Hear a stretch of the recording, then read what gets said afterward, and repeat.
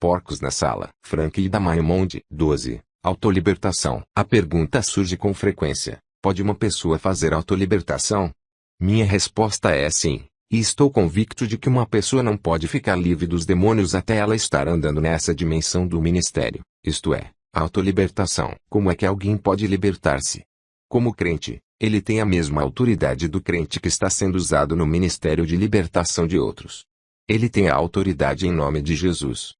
E Jesus claramente prometeu àqueles que crerem: em meu nome expelirão demônios. Marcos 16:17. Geralmente, a pessoa só precisa saber como agir para efetuar sua própria libertação. Depois que alguém tenha experimentado uma libertação inicial, nas mãos de um ministro experimentado, ele pode começar a prática de autolibertação. Devemos lembrar que a libertação é um processo. Seria ótimo se pudéssemos ficar livres de todos os demônios habitando em nós e esquecê-los para o resto da vida. Mas quantos de nós podemos ficar libertos por completo? Se nunca pecássemos por pensamentos, palavras ou ações, nunca precisaríamos de libertação. O pecado abre a porta aos demônios. Isso não quer dizer que toda vez que a pessoa comete pecado, um demônio vai entrar.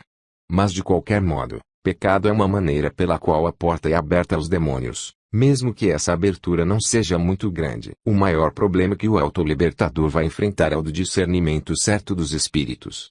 Muitas pessoas têm a tendência de confundir a atividade demoníaca em sua vida com meras expressões de personalidade humana.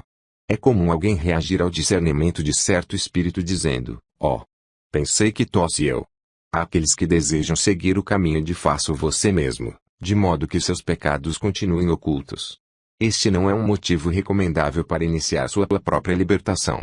A palavra de Deus nos ensina que há lugar para confissão. Confessai, pois, os vossos pecados uns aos outros e orai uns pelos outros, para serdes curados.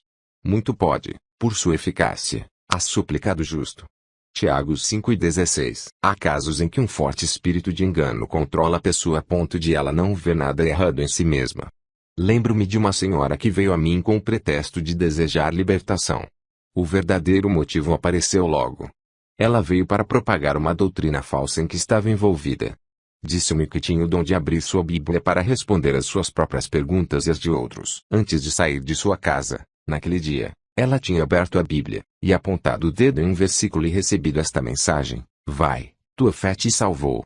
Ela interpretou isso como significando que não necessitava de libertação. Durante nossa conversa ela revelou que quando era pequena morou com uma necromante.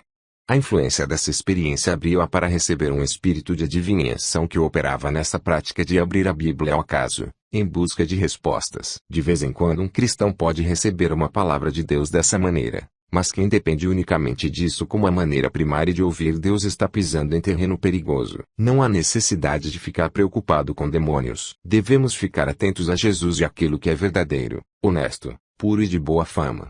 Mas quando as perturbações satânicas vierem, não deveremos hesitar em reconhecê-las e tratá-las com a autoridade que nos deu nosso Senhor Jesus Cristo.